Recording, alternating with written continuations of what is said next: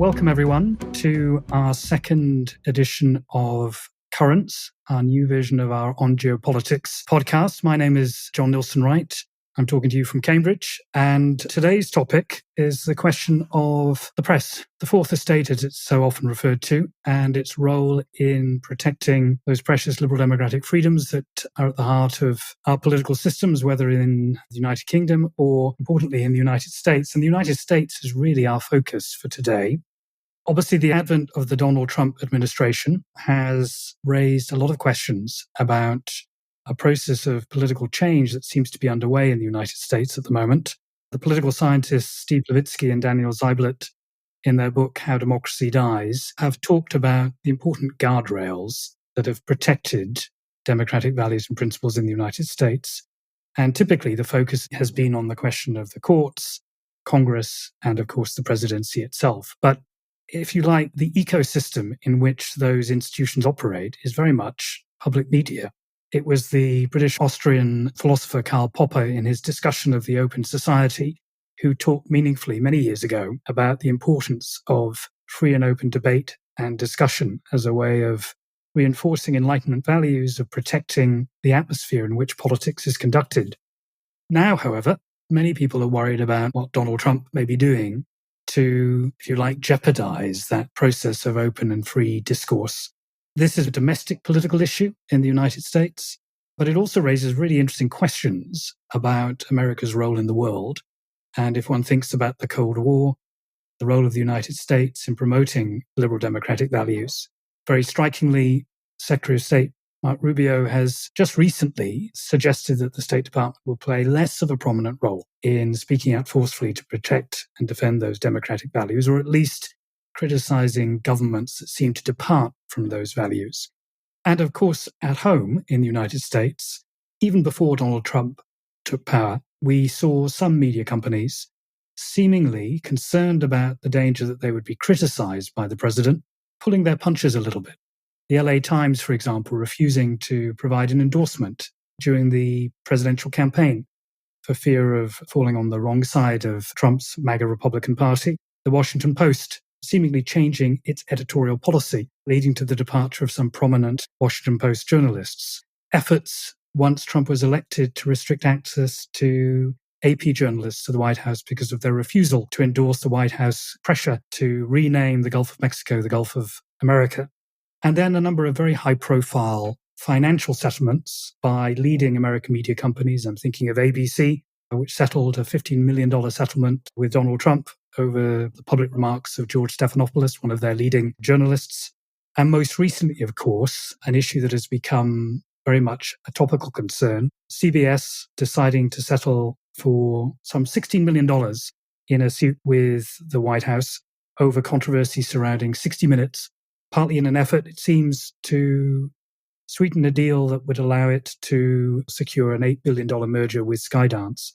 All of this leading to concerns about the integrity of journalism, the decision to suspend Stephen Colbert's late-night television program, and even amongst companies that are seen as perhaps sympathetic to the Trump position, I'm thinking here of Fox News, most recently the controversy surrounding Trump's alleged connections with Epstein. Wall Street Journal's suggestion that the relationship between the two men was controversial has led to the president attacking Rupert Murdoch, of all people.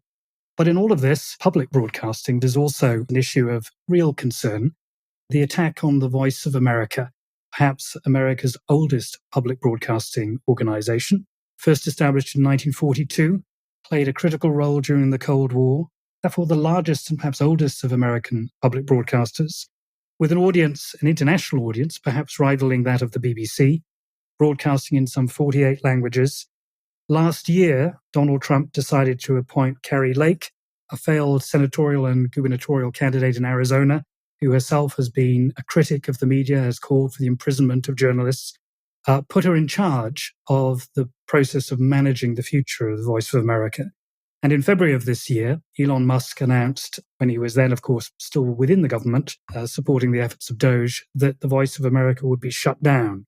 Since then, the repercussions have been considerable for the 1,300 journalists who were formerly employed at the Voice of America, many of them put on secondment. this has now become a major legal battle with efforts to try and protect the integrity of the institution and to safeguard those jobs. So there is a lot to discuss, and we are very privileged to have here as our guest today Steve Herman, a veteran news correspondent who in recent years has been the White House bureau chief and the chief national correspondent of the Voice of America. He now serves as the first executive director of the Jordan Center for Journalism Advocacy and Innovation at the University of Mississippi. I hope I got that right, Steve. And has a long and illustrious history covering foreign news in Asia in particular, reporting from Tokyo, subsequently VOA correspondent and bureau chief in India, South Korea, which is where the two of us met many years ago, and Thailand. Steve also served in 2016 as the VOA's senior diplomatic correspondent based at the State Department, and therefore he knows intimately the process of US foreign policy and diplomacy. In addition to this, he has an academic profile, having studied at Oxford and other places. And as a reflection, I think, of the confidence that other journalists have in his professional integrity and immense experience, he served as president of foreign correspondent clubs in Tokyo and Seoul, served for 8 years on the board of the governors of the American Foreign Service Association, and is currently on the board of governors of the National Press Club in Washington, which is where he's speaking to us from. So, Steve, first of all, welcome to On Geopolitics. And thank you for being willing to share your expertise and insights into this very dramatic and, I think it's fair to say, troubling period, inflection point in America's democratic process. John, it's great to be with you. It's not under great circumstances, unfortunately, and I'm sure that's what you want to talk about today. Absolutely. I thought we might kick off by perhaps asking you to reflect on the question of the viability and the sustainability of VOA in the face of this really remarkable onslaught from the Trump administration. Can you give us if you like, a snapshot of where things stand at the moment? The Voice of America is a zombie, basically, walking dead at this point. As you mentioned, until the middle of March, we were broadcasting in 49 languages, which is incidentally more than the BBC. And that was radio, television, online, wherever the audience was, we would try to reach them. Cumulative audience was several hundred million, maybe 340 million, 350 million on a weekly basis total. And then in the middle of March, effectively the entire operation was doged. For those not familiar, that stands for an action by the so-called Department of Government Efficiency, which the richest man in the world, Elon Musk, was in charge of for a period of time. And Kari Lake, who you mentioned, seemed to have been caught by surprise because on a Friday, she was talking about reform. The next day, everyone was essentially kicked out and all of the transmitters went off the air. All of the satellite transponders went silent except for a music loop. There were listeners in West Africa, we're told, who thought there had been a coup in the United States because music replaced programming. And you and I have been in many countries that may have been nominally democratic.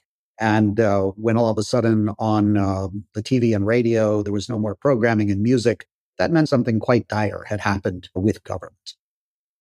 So since then, amid a legal fight to get the Voice of America reinstated, there are 2 lawsuits specifically in federal court regarding the Voice of America, and the VOA staffers fighting against their parent agency has had legal success. In other words, judges ruling that what Kari Lake has done is arbitrary and capricious, which is a very important legal phrase, at least in the United States. But the parent agency, Kari Lake, would essentially not comply with the directives of the federal judges. And with Radio Free Asia and Radio Free Europe, which are grantees, this is all congressionally approved money. And Congress has not taken that money away. The executive branch decided to basically cut everything off. And this is going through the appellate process, and the legal fight may take a long time. In the meantime, hundreds of our contractors were fired. The full-time employees are on paid administrative leave since the middle of March.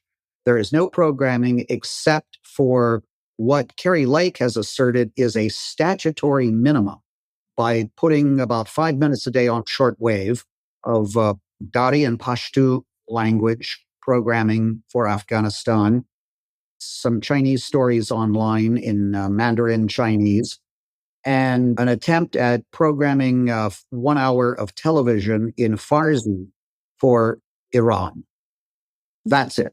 So effectively, the network internationally, this vast audience that has been the beneficiary for decades of American fair and balanced news reporting, has essentially been shut down. That is correct. That's extraordinary. And it sort of begs the question, why, in your judgment, do you think the Trump administration is comfortable giving up such a significant part of its foreign policy armory? After all, during the Cold War, VOA played a critical role in, depending on your perspective, right? And we can argue about this, but I think most orthodox history would say the VOA was hugely important in protecting those people behind the Iron Curtain who were fighting for civil and political liberties.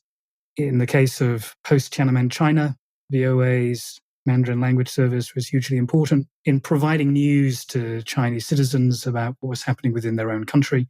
Soft power, as Joseph Nye, late Joseph Nye, who died just recently, demonstrated was such an important part of America's foreign policy strength. So why would the Trump administration, because notwithstanding all of the difficulties about domestic politics, nonetheless needs to be able to assert its position in the world? John, I wish I could provide a rational answer to that. We don't know. I was just on a C-SPAN, a public affairs programming network here in the United States, talking about this live in studio. And I said to the program host, why don't you invite Carrie Lake on your program to have her answer these questions? It makes no sense.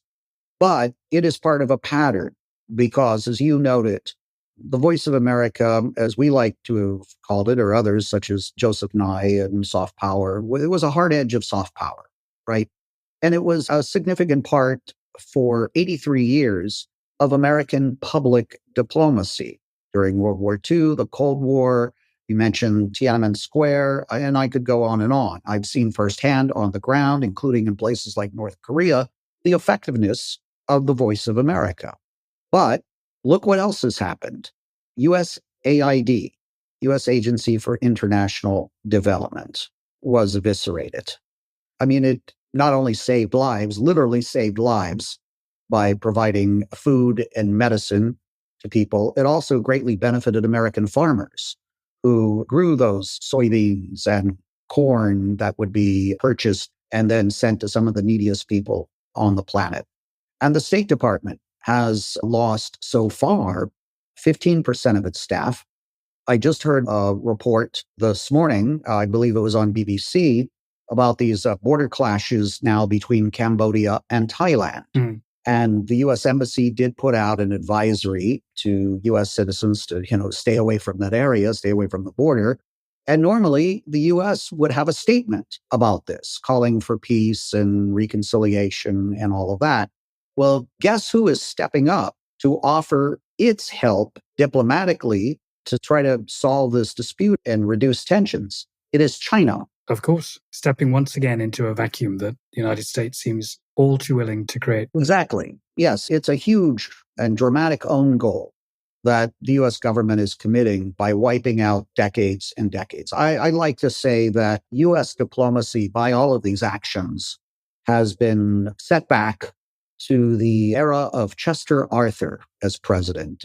Probably not many people except scholars of U.S. presidential history have heard about him, but he predates Theodore Roosevelt, right? Teddy Roosevelt was really the one with the Spanish-American War. He was involved in that personally, and an expansion into Asia that really put the United States on the world stage as a serious player. So it just seems like despite having this, obviously the world's most powerful military and what had been probably one of the largest diplomatic corps of any country in the world, we're retreating, we're withdrawing. So there is a debate at the moment in the United States.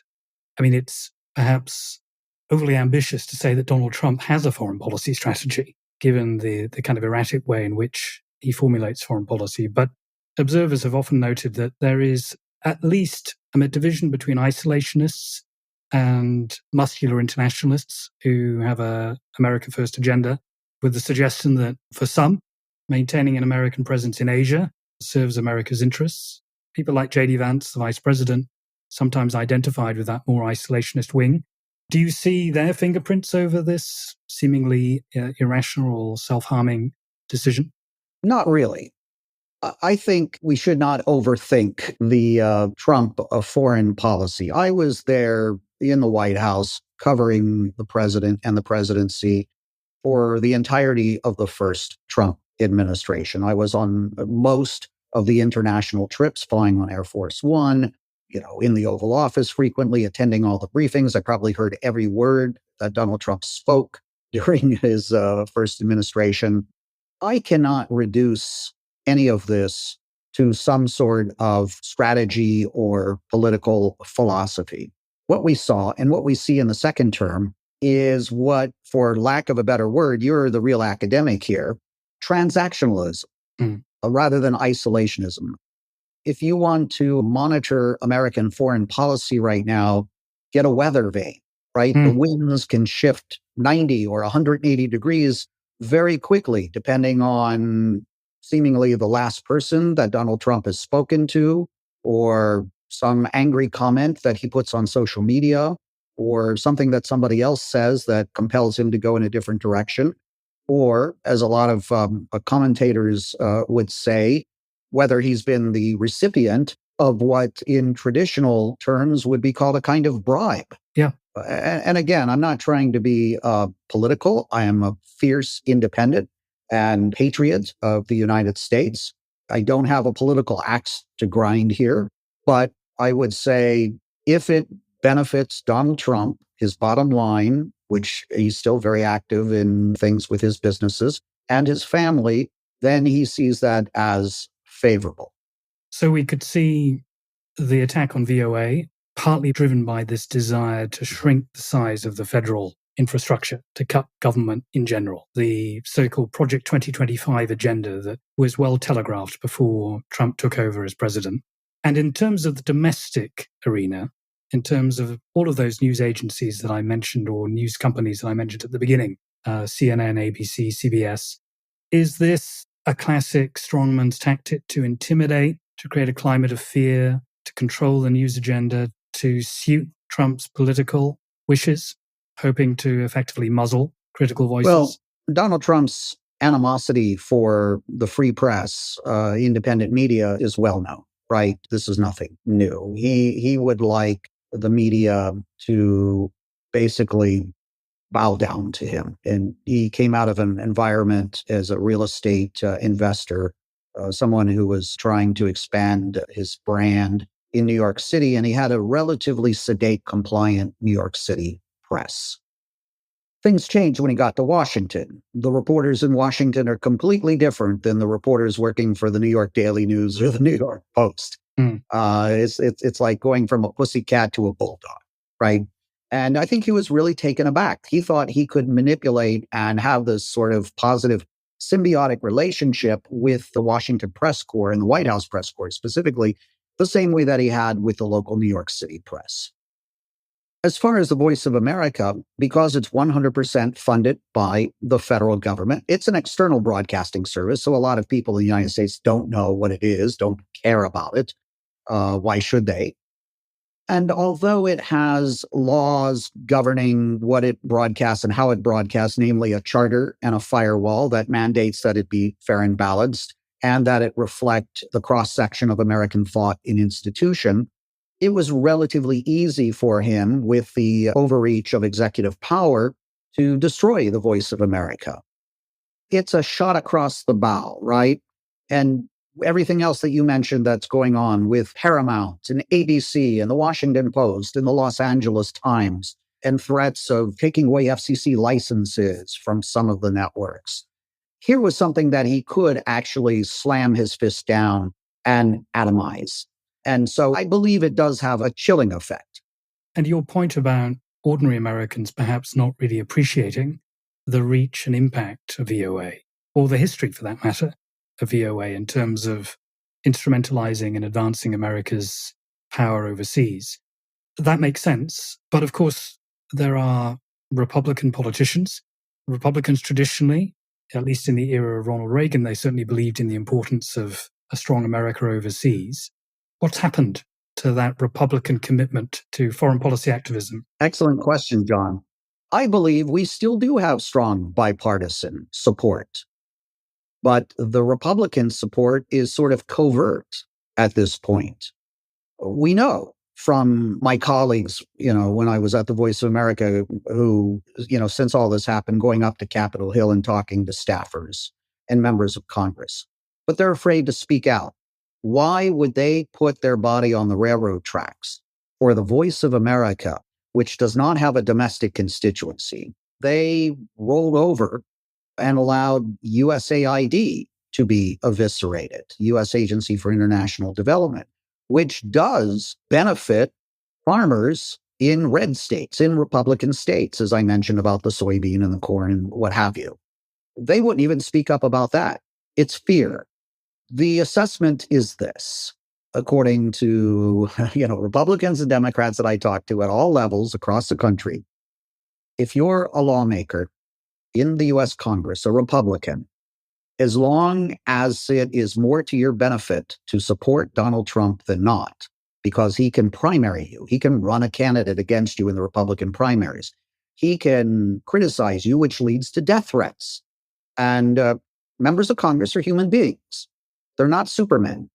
There are very few statesmen, even among them these days.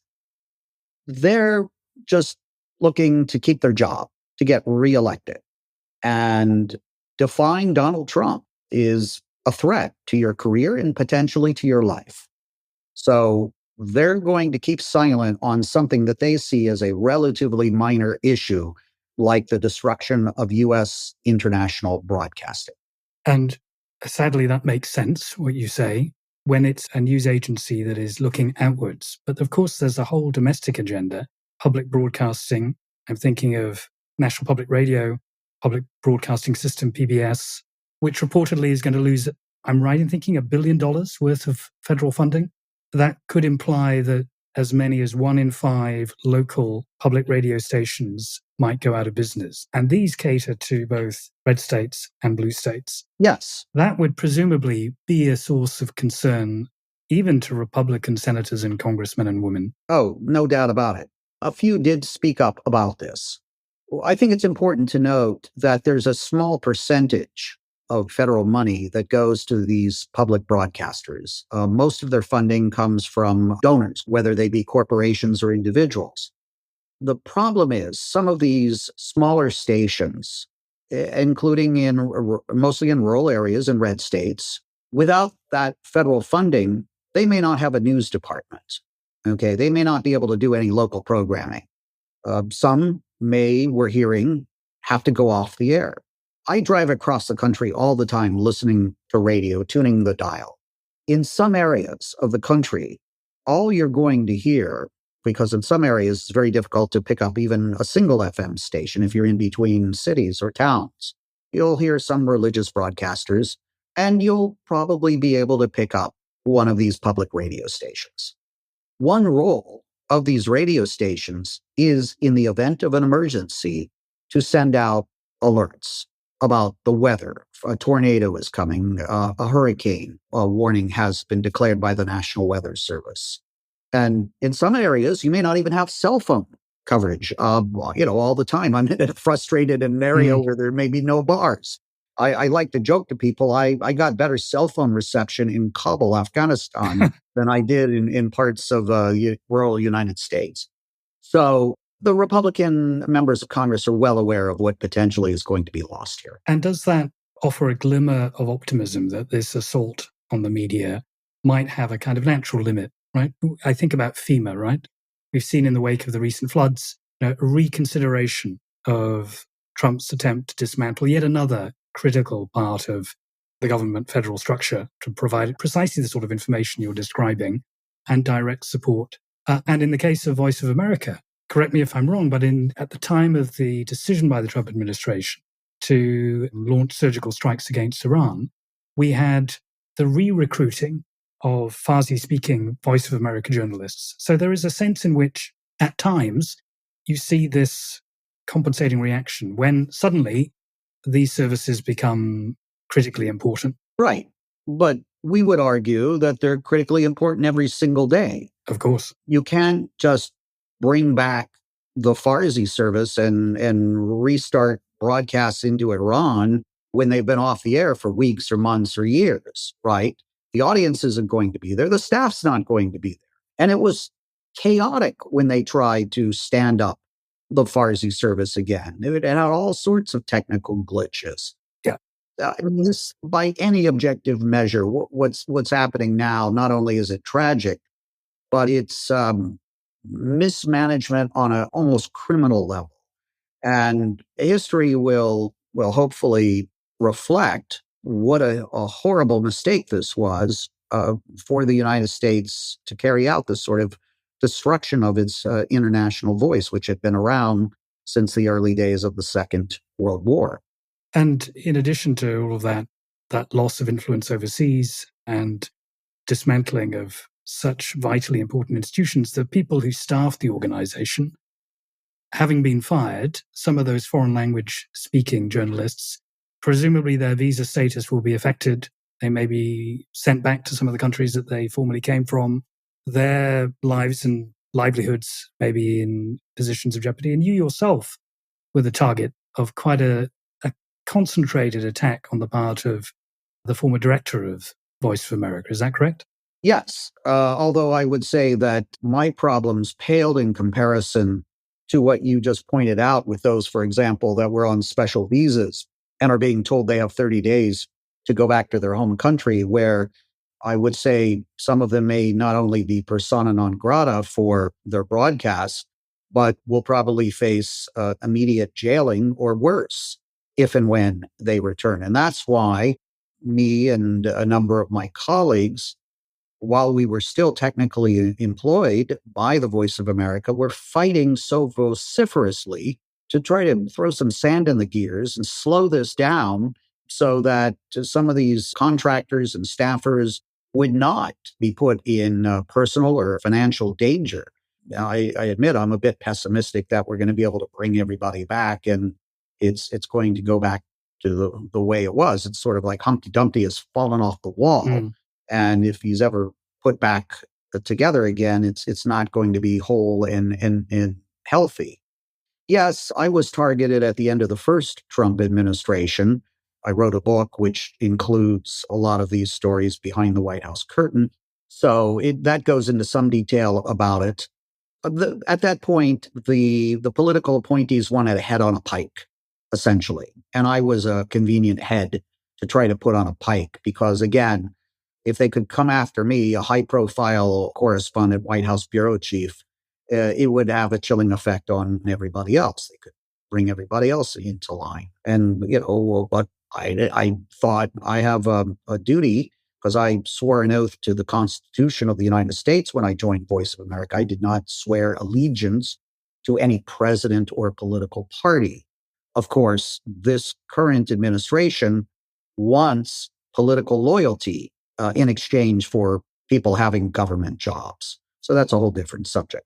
Then in the second administration, what we saw, even before the political appointees got back in, both myself and my successor as White House bureau chief, Patsy Widakuswara, who had come from our Indonesian service and was doing an incredible job of managing about 10 reporters from different language services at the White House and doing what I had done as White House bureau chief, being in the pool, representing all the radio networks and going on Air Force One trips and, observing and reporting firsthand.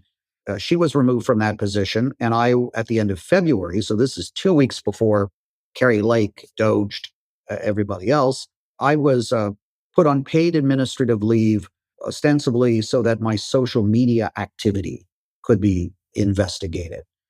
But we knew what it was. These actions were basically throwing two of the high-profile journalists at the Voice of America to the wolves, hoping to keep them at bay. It was whether you want to call it anticipatory obedience or preemptive appeasement, all sorts of phrases. That's clearly what it was. And I think a lot of our colleagues saw it that way, as well as the media in general. But, I'm a journalist. I never want to make the story about me, right? I want to be able to report the news, not be the news, but I was forced into a very uncomfortable situation again. And it's a reminder of the very palpable cruelty and vindictiveness of this administration. The opponents are treated targets, let me put it that way, because as you rightly point out, your job as a journalist is simply to report the news. It reminds me, of course, of another period in American history. One thinks back to the 1950s, Yeah. and at the height of McCarthyism, so many individuals were targeted. At that stage, arguably, it wasn't the president and the White House who was orchestrating these efforts. Senator Joe McCarthy, of course, and the fear of communism created this almost spasmodic moment in American history where it was deemed legitimate to attack people on grounds of a lack of alleged loyalty. And you mentioned, I think, loyalty in the beginning as, part of the motivation perhaps shaping why Trump is doing this. He wants to create a pliant electorate and a pliant environment that supports his agenda. I wanted to come back to this question of throwing sand in the gears that you highlighted. I think slowing this down, obviously you and your former colleagues have been trying valiantly to sort of stop this process continuing. Where do the courts sit in all of this? And in particular, where do you expect the Supreme Court? It's not yet got to a stage where the Supreme Court can rule on this. Right.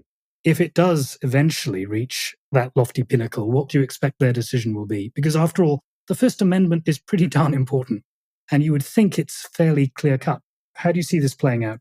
Yes. Well, there are different aspects to the legal case, not all involving the First Amendment, but also what we believe is executive overreach. We have three branches of government in the United States, as you know, the executive, legislative, and judicial, and they're supposed to balance out each other. A major argument here is that what the Voice of America was doing and how it was funded was all mandated by Congress, and Congress did not rescind that money, and it was the executive branch solely that decided to halt it. We've gone up to the circuit court. It's going back to the district court. This is the federal district court in the District of Columbia, which is where I am in Washington. I don't think I want to bore everyone with every element of minutia, the back and forth in the case.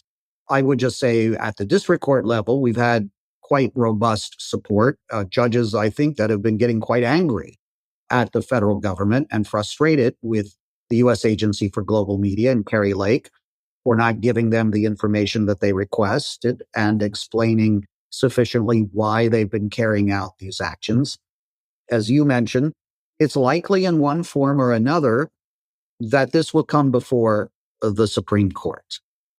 Now, it will be appealed by either the plaintiffs or the defense to the Supreme Court. Court does not have to hear it, right? They may not take it up and leave whatever was ruled by the circuit court stand. Or they may say, okay, we want to take this up.